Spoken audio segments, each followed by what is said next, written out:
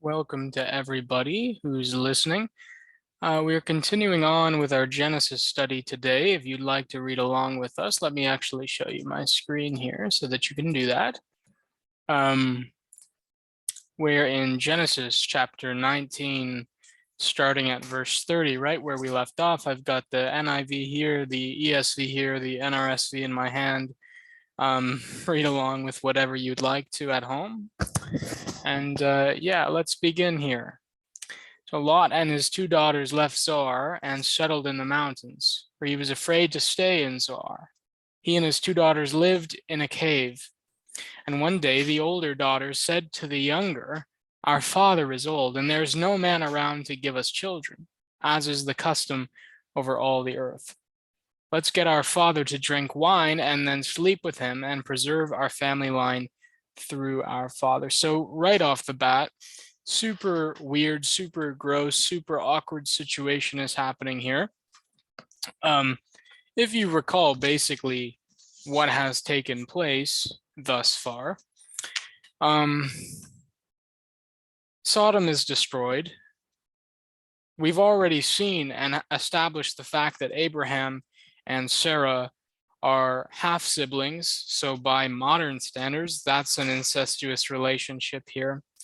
And as we're about to see, as you've already seen suggested, Lot's daughters are planning to have an incestuous relationship with him to provide children for themselves. And this was a very, very important thing to the women of that day, and still is. But even more so then, if, well, as you may be aware, in this time, in this period, in this place, women couldn't own property.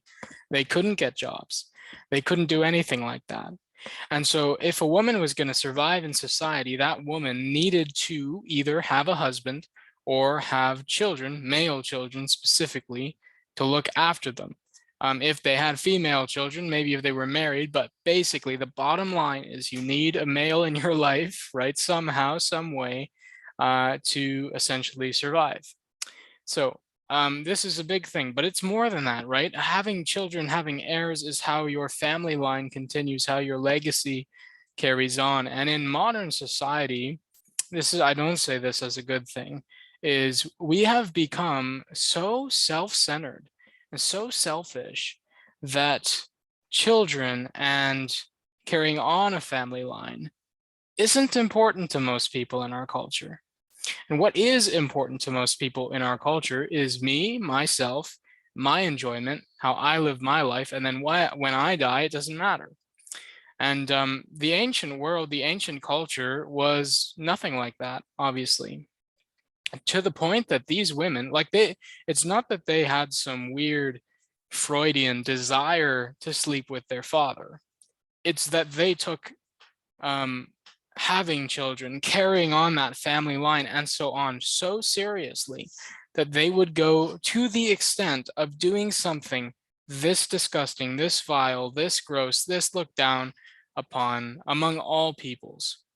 And I really like how actually you see how the NIV and the ESV give this kind of description of this pericope, if you will, but the NRSV gives a really good one where it says, it calls this the shameful origin of Moab and Ammon. And why this is so important is that it really gets at the reason that this story, this narrative is actually included in the not just the book of Genesis, but the scriptures themselves as a whole, the Holy Canon, is these or rather this story, this narrative is here for the sake of showing you the origins of the Moabites. Why is that important? Well, who else is a Moabite, right? We look at Ruth, the Moabitess. And what's so important about Ruth? Well, she's in the line of David. Why is David so important? Because he's in the line of Christ. And I mean, we've already seen Abraham's family Abraham himself is very strange. I mean, that's putting it lightly, right? He's in what we would call an incestuous relationship.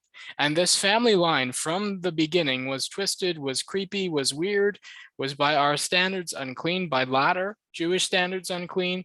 And it's through this mess, through this sin, through this disorder, that God is bringing the restoration and salvation of all people and all things. And here we find, even in the genealogy, God is so incarnating himself into our mess, so taking on our sins, that he's starting to do this even like centuries, long time, way before he's even born of the Virgin Mary. So, and that's why I really like the NRSV, because the subheading here really ties it together insofar as its purpose of even being in the script. This isn't just about Lot and his daughters. This is about the shameful origin of Moab and Ammon. So anyways, so the night, the way that they're going to do this, because no father wants to, well, normal fathers who are sane don't want to do this. Normal daughters who are sane don't want to do this. So they're going to try to get him to drink wine and to sleep with him. Now, this brings up an interesting question, or an interesting concept, is you often hear Baptists, especially like the independent fundamentalist type of Baptists, or I know you get a lot of these guys in the Free Presbyterian Church, especially FPCNA, FPCS as well, if you're familiar with the Reformed Presbyterian Baptistic groups over there, is they don't believe that the wine used in ancient culture was alcoholic or not alcoholic to the same extent. Yet we have stories like this all over the scriptures, where people are getting blackout drunk, and you're going to see how drunk he is in a second. Let me just show you this. The night they got their father to drink, that night they got their father to drink wine, and the older daughter went in and slept with him. And he wasn't aware of it when she laid down or when she got up. And the next day, the older daughter said to the younger, "Last night I slept with my father," right? He didn't know it. He was that drunk. He was not aware of when she laid down or when she got up. But the whole time she was having sexual intercourse with him. And he was so drunk, he didn't even notice. And so, and this is a complete aside, but it's worth knowing these things, especially because of how they affect modern practice. And you might say, Pastor Connor, this is a completely niche, ridiculous, irrelevant topic to be, sidelining or bringing into this Bible study about Genesis 19 as we move forward. It's not. And here's why it's not. Because when we look at the institution of Christ, of the Lord's Supper, of the sacrament of the altar, what does he say to use? What does he use? He uses wine. And the reason this is so controversial is because you have churches who don't think it matters that it has alcohol in the wine. On the other hand, you have churches that believe it matters, but believe that that wine does not have alcohol, that their wine does not have alcohol or has very little, and ours should have no alcohol or have very little. And yet, as we go through the scriptures from beginning to end, that alcohol is potent and it makes people drunk. We could go over the wedding of Cana. I've gone over that, several times, especially in the lectionaries and sermons and so on, and Bible studies. But here itself, right here, you could look at Noah getting drunk, right? You could look at all of the mention of wine in Proverbs, in Song of Solomon. It's an intoxicating drink. It's one that makes merry the heart. Does grape juice do that? Does grape juice make you not know when someone has sex with you? You don't even know when she lies down and gets up because the grape juice was so good, right? And so this is important, right? For the same reason that someone should not use Doritos for communion, they should not use grape juice for communion. We use wine. We use alcoholic wine because there is no other wine. Right? There never was. And grape juice, non-fermented grape juice, was invented by a Methodist or Wesleyan kind of guy, the Welch guy, because he did not want alcohol in the sacrament. And so grape juice, its very origin, its very inception, happened, and it only exists for a denial of Christ's institution of the sacrament. Grape juice is not a culinary invention. Grape juice is not just some kind of secular invention. Grape juice is a religious statement. I'm just putting it out there as a fact. Grape juice is a religious statement of unbelief and a refusal to obey Christ's institution. Anyways, I'm getting off my soapbox now. The next day, the older daughter said to the younger, "Last night I slept with my father. Let's get him to drink wine again, not grape juice, by the way. Let's get, okay, sorry. And you go in and sleep with him so we can preserve our family line through our father." And so they got their father to drink wine that night also. And the younger daughter went in and slept with him. So this is like crazy Game of Thrones stuff going on here, right? So again, he was not aware of it. By the way, can I just make a note of this as well? Is we see certain Christian groups, on more right-wing ones, take issue with Christians watching things like Game of Thrones or whatever it is. And I get their reasons, like especially the reason of them not wanting to be exposed to the visual aspect of that. It can be very pornographic at times, but thematically, right, our scriptures are often just as bad, if not worse. So again, he was not aware of it when she lay down or when she got up, because he was just so enamored with how good the non-alcoholic grape juice was. So both of Lot's daughters became pregnant by their father. The older had a son, and she named him Moab, right? From whence we get Ruth. He is the father of the Moabites today. The younger daughter also had a son, and she named him Ben-Ami. He is the father of the Ammonites today. And the Ammonites were a huge thorn in the side of Israel. And it's, why is this open? Enhanced. I did not open that. Oh. And so, oh my goodness, this is my mouse doing this. I did order a new mouse and it isn't. I just haven't gone out of the mail room to go and get it. Go away, close this tab. All right. So what was I saying? Yeah, all the sin that we see committed in the Old Testament and in, well, at lesser extents in the New Testament, but all of these sins have ramifications. They have consequences. And well, Jordan Cooper, I'm wearing his hoodie today, he always loves to talk about, and also Louis Polzin, love to talk about the ramifications, the consequences of sin. And they're right. And we see this time and time again in the Old Testament. Especially look at, for example, just a completely out of the blue example, is we look at the issue of polygamy and polyamory, but mainly polygamy. And people say, oh, it happens in the scriptures, therefore it's what justified in the scriptures, is how they understand it. And yet we go to the scriptures and we see that the consequence, the ramification of that thing, which is a sin, is more sin, destruction, strife, upheaval, and so on. And this is always the way with every sin, not polygamy, not with drunkenness, not just with incest, with everything, is all sin brings death.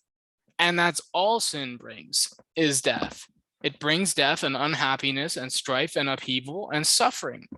Sin brings more brokenness into the world. And from that brokenness comes, you guessed it, sin. And you know what else brings sin? Is the law. Romans 5:20. The law was given to what? Decrease sin? No, to increase sin.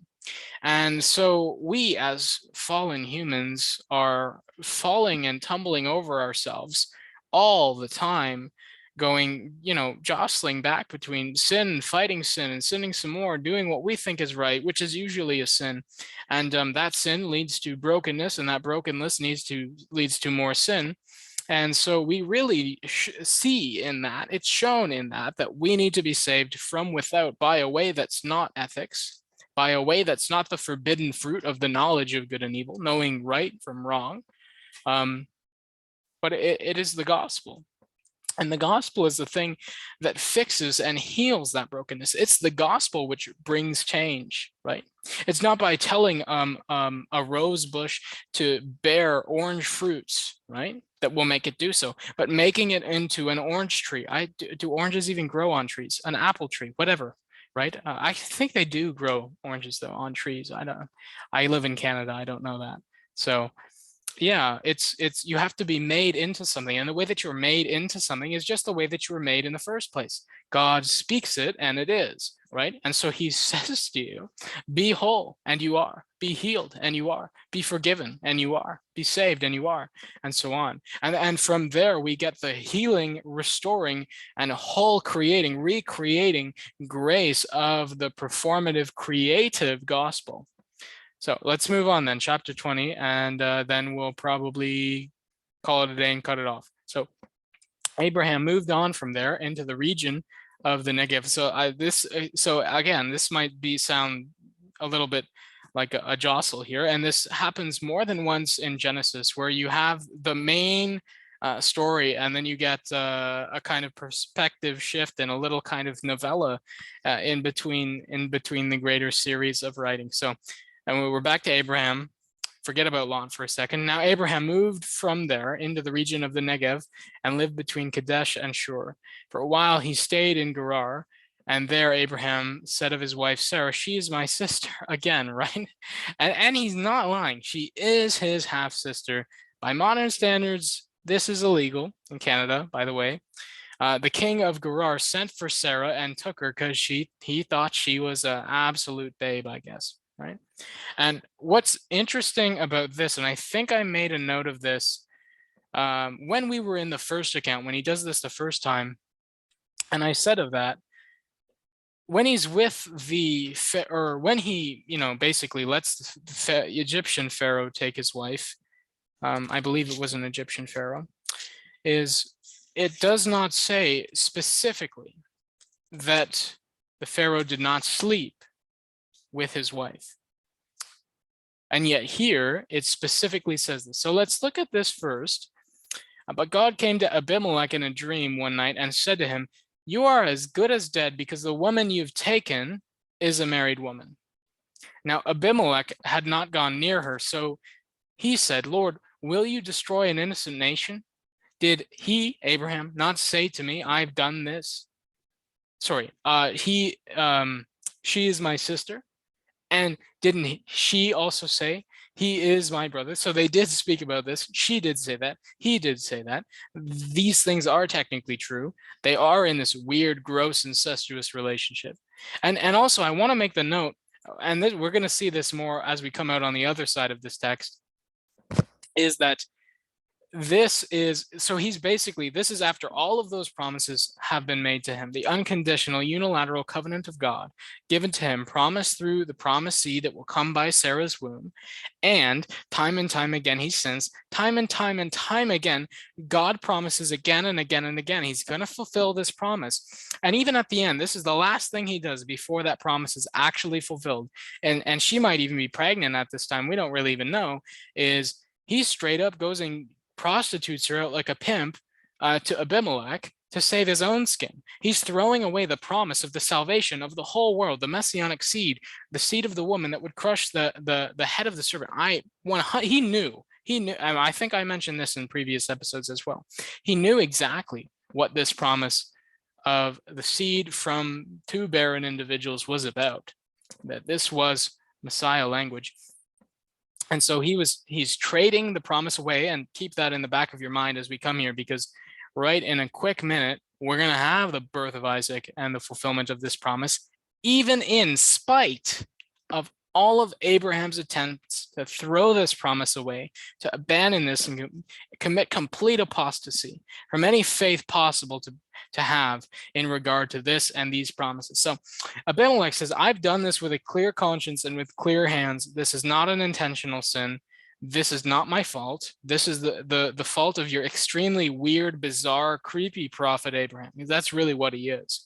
Right? Then God said to him in the dream, "Yes, I know you did this with a clear conscience, and so I have kept you from sinning against me." So God has utilized grace specifically to keep Abimelech from sinning against God in the way of sleeping with Sarah. "That is why I did not let you touch her." This is what he says. Now, it's not said either way in the account of Sarai in Egypt. But let me just read that to you and notice this here in contrast. So the officials of Pharaoh saw her, that's Sarai, and they promised her to Pharaoh. And the woman was taken into Pharaoh's house. And for her sake, he dealt well with Abraham. And he had sheep, oxen, male donkeys, male and female slaves, female donkeys, and camels. But the Lord afflicted Pharaoh and his house with great plagues because of Sarah and Abraham's wife.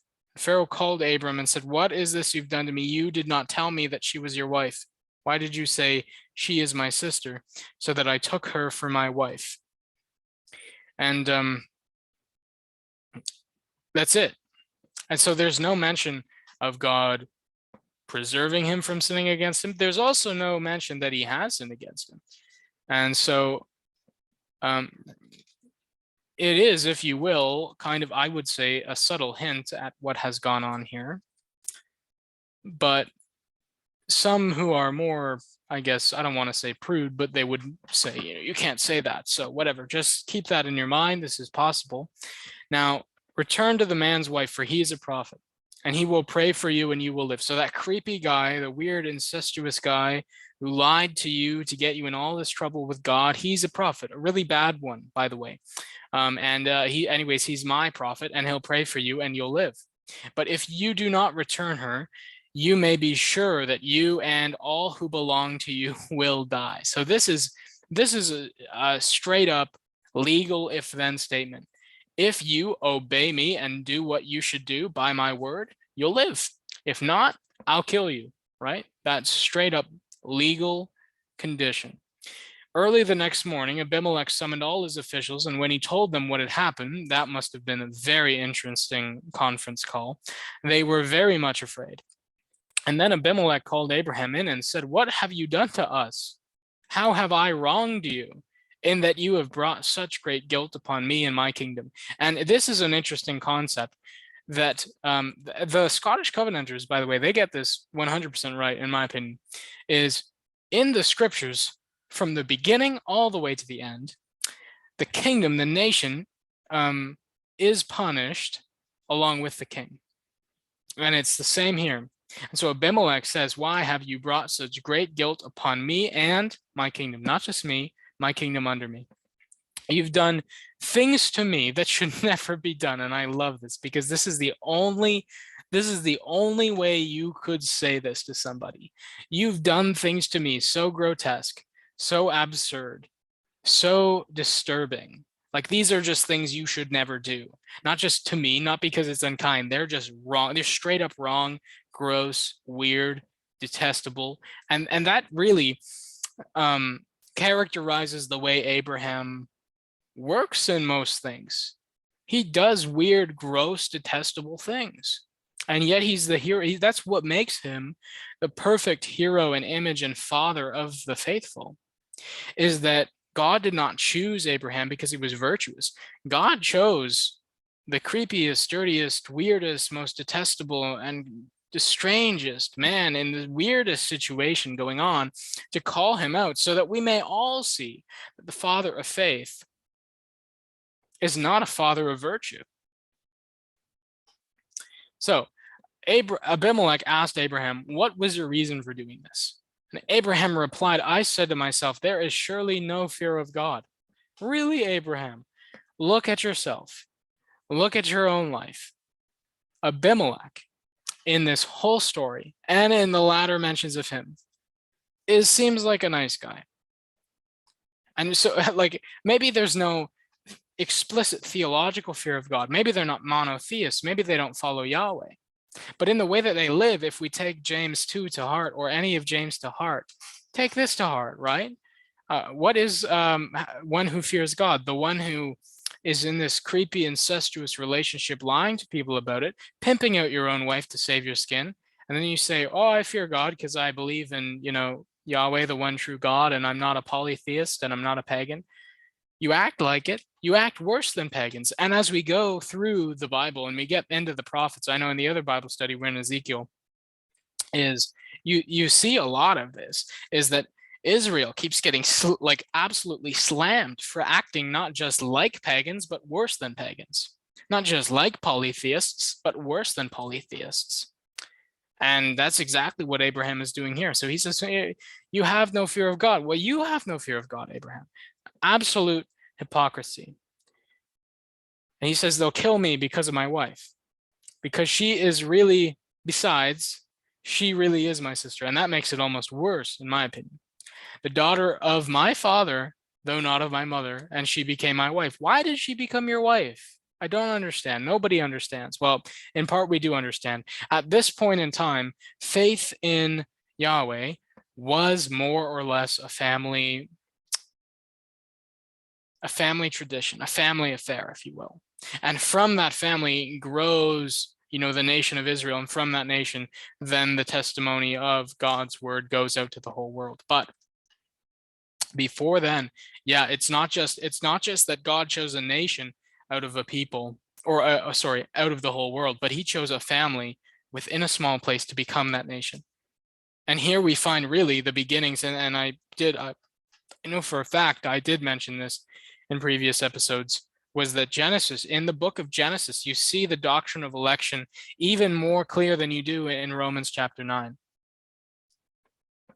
Anyways, when God had me wander from my father's household, right, I said to her, this is how you can show your love to me. Everywhere we go, say of me, he's my brother. Well, that's creepy. I would never ask my wife to do that in regard to me, but that's because I'm a sane, normal human being, unlike Abraham. And then Abraham brought sheep and cattle and male and female slaves and gave them to Abraham, and he returned Sarah, his wife, to him. And Abimelech said, my land is before you, live wherever you like. So here, really, if you want to look at a hero of virtue, look at Abimelech. Abimelech did not sin against God, did not sin against Abraham. And when he was sinned against by Abraham, he then went to Abraham, apologized to Abraham, and then gave him gifts, gave him land, gave him stuff, gave him things, did not hold that against him. To Sarah, he said, I am giving your brother, this is funny, because he doesn't say, I'm giving your husband 1,000 shekels. He says, I'm giving your brother, throwing salt in her eyes and the wound, right? You creepy, incestuous, weird people. 1,000 shekels of silver to cover the offense against you. I'm poor Abimelech. The offense against you that you did yourself, right? Before all who are with you, you are completely vindicated. And he completely forgives them. He completely blots out their sin against him for their sake. And he even says he's guilty. What did he even do? Really nothing. Before all who are with you, you are completely vindicated. Then Abraham prayed to God, and God healed Abimelech and his wife and his female slaves so that they could have children again.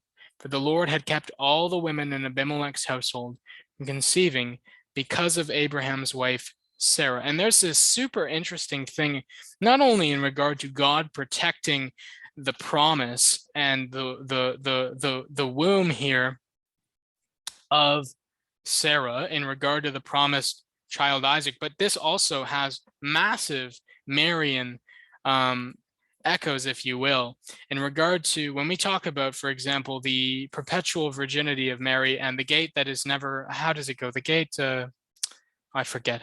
Maybe someone else will remember when. Obviously, the papist listening will know, but is if God protects the womb of the one who bears Isaac, the promised seed, how much more then will he protect the womb of Mary, the one who bears the fulfillment of Isaac, the true promised seed, the Christ, right?